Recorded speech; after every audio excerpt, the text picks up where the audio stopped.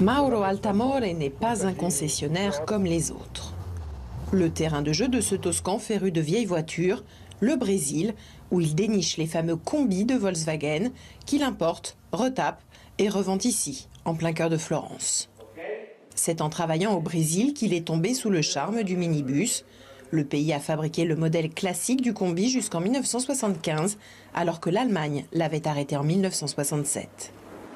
Giri la chiave e vai. Il vetro stesso. Tu tournes la clé et hop, tu pars. L'ouverture du pare-brise le montre bien. C'était comme partir à moto. Tu partais, tu t'arrêtais où tu voulais, tu pouvais dormir dedans. Selon moi, à l'intérieur, il y a pas mal d'enfants qui sont nés. Et surtout, beaucoup qui ont été conçus. 9 places et autant de bagages, une mécanique robuste et réduite à l'essentiel. Pour Giacomo Nucci, le génie de la mécanique du garage T1 spécialiste, on n'a rien fait de mieux depuis.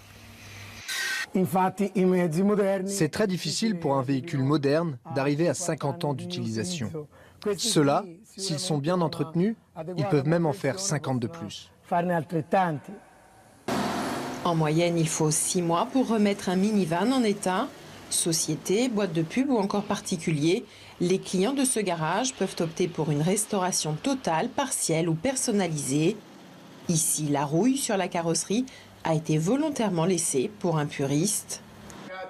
Sur cet autre véhicule, c'est un moteur Porsche qui a été installé. Il est d'ailleurs difficile de trouver des pièces détachées car Volkswagen n'en produit plus. Une rareté qui se paye. La restauration d'un combi coûte entre 10 000 et 50 000 euros.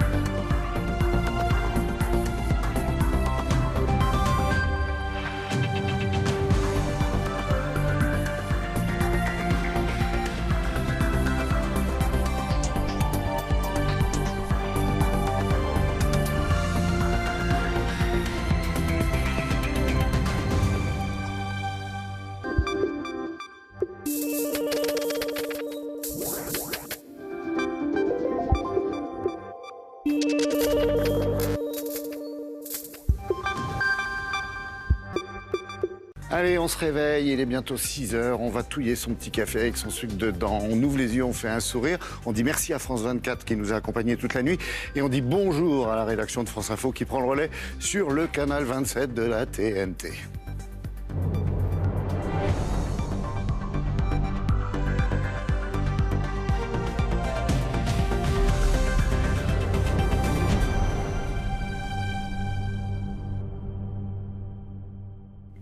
« 6h, bonjour Karine Basse-Régis. » Mais non, mais il faut sourire, Laurent. Tout va bien.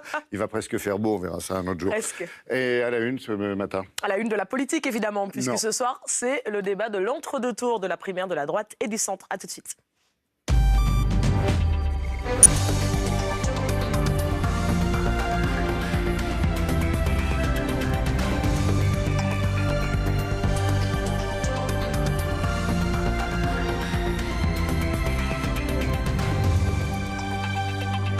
Il est 6h, bonjour et bon réveil sur France Info. Ce soir, 21h en direct sur France 2, le grand débat de l'entre-deux tours de la primaire de la droite et du centre. Face à face, François Fillon et Alain Juppé, 1h45 pour convaincre. On en parle dans un instant.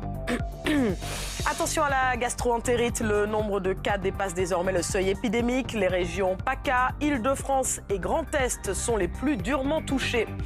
Et puis une conférence de presse en direct depuis les étoiles, c'est pas banal. Une semaine après avoir quitté la Terre, Thomas Pesquet nous fait partager son expérience dans l'espace. Le grand débat de l'entre-deux tours de la primaire de la droite et du centre, c'est donc ce soir en direct à 21h sur France 2. Deux finalistes, François Fillon, Alain Juppé. Dernière occasion de convaincre un large public, Jean-Baptiste Marteau. Première impression quand on arrive sur ce plateau du dernier débat de la primaire, c'est cet arc de cercle, cette arène dans laquelle vont s'affronter les deux finalistes. Alors ils seront debout, derrière ces pupitres, et l'ordre, le tirage au sort a voulu que ce soit François Fillon ici, Alain Juppé là, 2 mètres seulement, moins de 2 mètres entre ces deux pupitres. Ça a bien sûr redonné un petit peu d'intensité à l'affrontement, au débat. Face à eux, 3 journalistes pour les interroger, David Pujadas, Gilles Boulot et Alexandra Ben Saïd au milieu, et puis un public composé exclusivement de proches, les pro-Juppé à droite, les soutiens de François Fillon à gauche. Tout ça est bien sûr très encadré, avec un temps de parole limité à 2 minutes par réponse. La soirée devrait durer au maximum 1h45. Et l'occasion d'un œil sur ce sondage IFOP fiducial selon lequel le député de Paris l'emporterait sur le maire de Bordeaux au second tour de cette primaire, François Fillon, qui s'imposerait avec 65% des voix dimanche. Alors bien sûr, on le sait, rien n'est joué à ce jour. Un favori, certes, notamment compte tenu d'un fort report de voix dont pourrait bénéficier François Fillon. Alors, où en est-on ce jeudi? État d'esprit, dernière déclaration. On fait le point avec Perrine Kettel. Des mots durs et une ambiance électrique. Hier soir, sur le plateau du 20h de TF1, Alain Juppé ne range pas les armes et dénonce les soutiens de son rival. Moi, je préfère avoir le soutien du Bodem que d'avoir le soutien de personnalités qui ont appartenu au Front National ou qui sont à l'extrême droite. C'est juste un constat, c'est pas une attaque. Si on ne peut plus dire la vérité, si on ne peut plus dire ce qui se passe vraiment, alors il n'y a qu'à abandonner le débat, naturellement. Des attaques répétées depuis lundi, ce qui ne plaît pas à la droite. Dans le Figaro hier, ils étaient 215 parlementaires à dénoncer des batailles stériles. De son côté, François Fillon avance serein vers le deuxième tour. Sur les réseaux sociaux, il choisit de stopper les polémiques et de remercier ses supporters. Mes amis, dans ce dernier sprint, je vous demande de mettre le turbo. Partout où vous pouvez être entendu. Je ne vous dis pas seulement aidez-moi, je vous dis allez plus vite que moi, foncez, osez. Dimanche, François Fillon devrait bénéficier d'un report de voix des électeurs de Nicolas Sarkozy.